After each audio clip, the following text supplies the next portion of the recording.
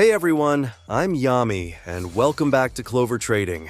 Today we're talking about why most traders never get profitable and how building a real data-driven edge flips the entire game on its head. Stick with me to the end because you're going to walk away with three things. You'll understand the single biggest reason traders lose. You'll learn exactly how to build and prove an edge using in-sample and out-of-sample testing, plus what walk forward in real time is. At the end, I'm going to hand you a fully back-tested strategy with the real numbers that you can study and use. Before we get into this video, remember Clover Trading is where Kyle, Dom, and Huddy have generated over $11 million in verified profits. It is all publicly logged via Kinfo. Every trade, every mistake, every lesson. Trust, but verify.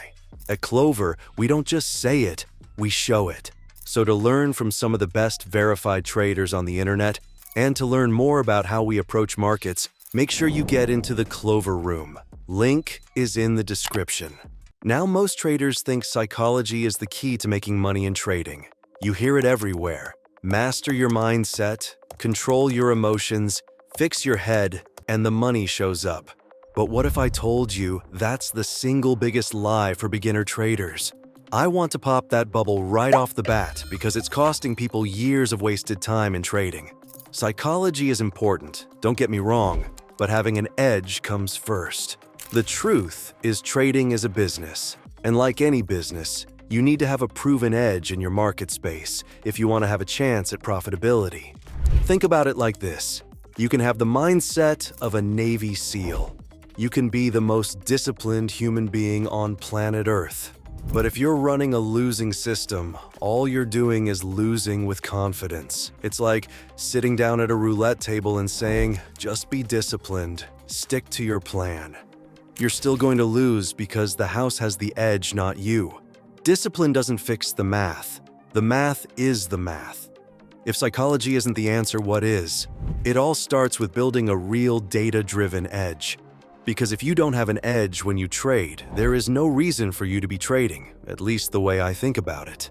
Let's get into the four-step framework for building an edge. Step 1 is to understand what an edge is. Believe it or not, everyone gets this wrong. An edge is simply the probability of one thing happening over another. There are two ways people find edge in the market. The first way is through observation, what the quants call hypothesis-driven. This is a top-down approach. You notice something real in the market, and you ask why before you ever start backtesting it. Here's the exact one we're going to test today. It's called the first red day. A stock goes parabolic for 4, 5, 10 green days in a row, running 70%, 100%, or even 200% above where it was many days ago. That's not investing. That's a frenzy. Shorts are getting squeezed, latecomers are chasing, and there is nobody left to buy. A move like that can't last. The first red day after multiple consecutive green days tends to mark the top, and the unwind can be violent. The hypothesis is short, the first red day after the frenzy, and ride the air coming out of the balloon. Notice this strategy comes with why built in. That's what makes observation powerful. You're standing on a reason the trade should work. A lot of people enjoy knowing the why of strategies. Of course, the danger of this approach is apparent, as it could just be a fake out, but that is why we use stops in everything. The second way is data mining, and this one is a bottom-up approach. Instead of starting with an idea, you let the computer go fishing. It assembles thousands of combinations and keeps whatever made money according to a specific fitness function. A fitness function is simply what guides the computer's algorithm toward a strategy combination. A fitness function could be PN&L to drawdown, win percentage, raw PN&L, or R ratio. Whatever you choose, that is how the computer decides which strategies to combine and return. Data mining is a powerful tool, and every large quant firm uses it because it is far faster than brainstorming ideas one at a time.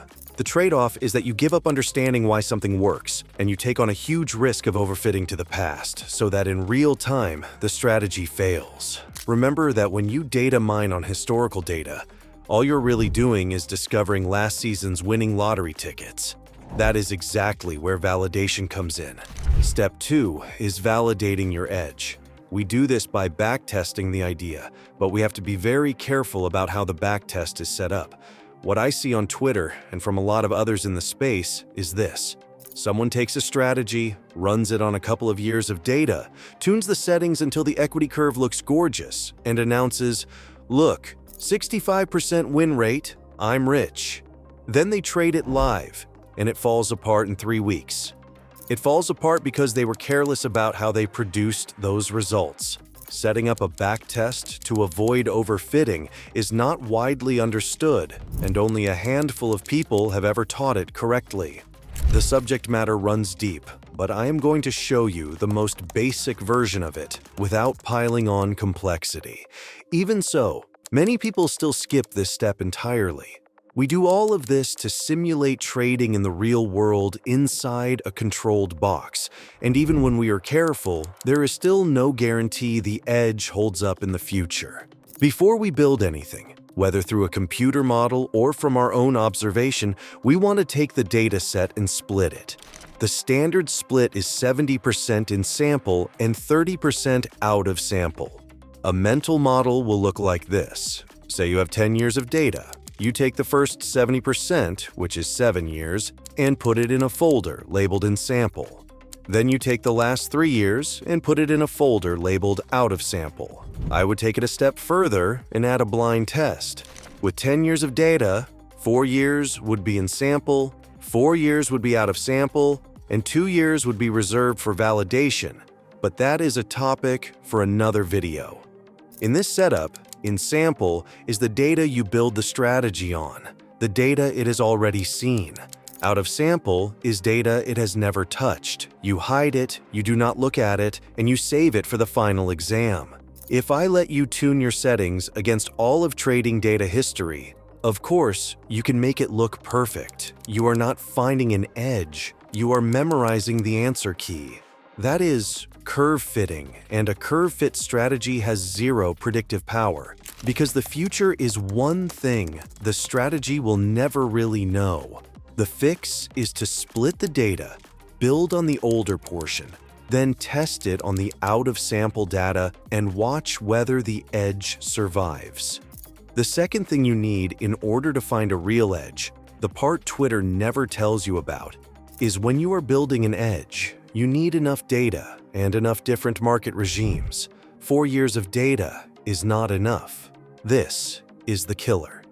Someone posts a strategy with a 2-year backtest and a screenshot, and the crowd goes wild. But 2 years is nothing. 2 years might be one single type of market. Here is the cleanest example in the world, Bitcoin. For most of its trading history, Bitcoin basically went straight up. So if you backtested any long strategy on Bitcoin during those years, you looked like genius. Buy the dip? Genius. Buy the breakout? Genius. Buy on a Tuesday? Also genius. You were not finding an edge, you were measuring how much the thing went up. The market handed everyone a tailwind, and they mistook it for skill. Then the regime changed, the tailwind died, and every one of those edges got vaporized. A real edge has to be tested across different market regimes. Bull markets, bear markets, crashes, chop, and manias. If your data does not include the times your strategy was supposed to struggle, you have not proven anything. You have only proven that it works when everything is easy. And on sample size, you need real numbers, not a screenshot. My rule is at least 600 trades in sample and 600 out of sample, drawn from a long history that actually covers multiple regimes. Anything less and you are bound to run into issues. Let's lock down the exact rules of the first red day strategy, because precision is everything. The setup, and every piece has to be true. 1. A parabolic run of 4 or more consecutive net up days, green meaning close to close, totaling at least 70%. 2. That run is followed by the first strict red day and strict matters. It has to be a net down close and a red body on the same bar, and it has to close in the bottom 25% of its own range. That last piece is what tells you sellers actually took control into the bell, not just a wobble. When it all lines up, the trade is simple. Short 1,000 shares at the next open, Cover at that day's close, stop at 50% of the opening bar you shorted on. If price climbs back to that level intraday, you're out. No questions. Clean entry, clean exit, clean stop, no discretion. Now run it through everything we just covered on real data. 10 years, 2016 to 2026, 1,200 trades. That decade is not one market regime. It's the 2018 sell-off, the 2020 COVID crash, the 2021 small cap mania, the 2022 bear, and the recovery after. Every regime. In sample, 2016 to early 2024 had 598 trades with 53.8% win rate. The average winner was 8.6%. The average loser was 7.8%. The profit factor was 1.28. Out of sample was from 2024 to 2026, with 598 trades it never saw while building the strategy rules only on in sample. It came in with a 52.7% win rate. It had 9.6% on its winners and 8.7% on its losers. It had a profit factor of 1.22. Look how close those are. The win rate barely moved, the profit factor barely moved. Had those numbers collapsed, say 53% dropping to 12%, that gap could be our lie detector screaming curve fit. They held. One more tool before trusting it with real money. Run a Monte Carlo test. Your backtest curve is just one path, one ordering of trades that happen to occur when they could have arrived in 1,000 different orders. So you take all 1,196 results, reshuffle them thousands of times, and look at the whole cloud of outcomes. Here, the worst losing stretch in the backtest was about 26 trades of risk stacked up. But in the ugly 5% of orderings, Monte Carlo says to plan for closer to 43. Same trades, worse order. You size around the 43, never the pretty number. I assume I'll make half of what the backtest shows and survive twice the drawdown. A few more things to check as you look over the backtest, or even before you run it. First, make sure the data has no survivorship bias. That's when you test only on the stocks that exist today, which quietly deletes every company that went bankrupt or got delisted. It's like taking advice only from lottery winners. Second, make sure the algorithm that ran the backtest has no look-ahead bias, which is using information you couldn't have had in the moment, like using today's close as an entry. And last but certainly not least, watch for selection bias, which is testing only on the one perfect stock the strategy happens to love. Clean your data or your beautiful backtest is just a beautiful lie. Step 3. Collect real-time data on the strategy in a sim environment. Once it's running live in sim, track every single trade, build a database, and analyze it. Because if you're not measuring, you're just guessing with extra steps.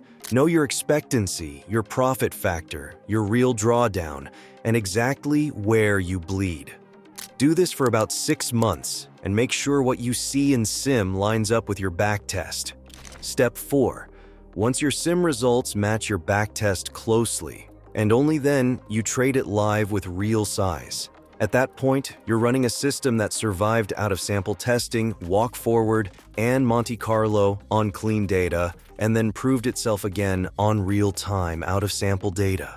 You're not gambling or praying, you've got the math behind you. When you take a loss, and you will, you stay calm, because you already know what that drawdown looks like and you plan for it. That's where discipline finally pays off, when you've actually got something worth being disciplined about. Anyone can draw 5 boxes on a screen. What matters is how it holds up when you put real money behind it and you just watched it hold on 1,196 trades it had never seen. That's the difference between research and a screenshot. One last thing to keep in mind. At Clover Trading, we all think about the first red day a little differently. Kyle is a master of this strategy and trades his own variation of it. Hopefully you found this helpful. Please subscribe, and I'll see you in the chat room.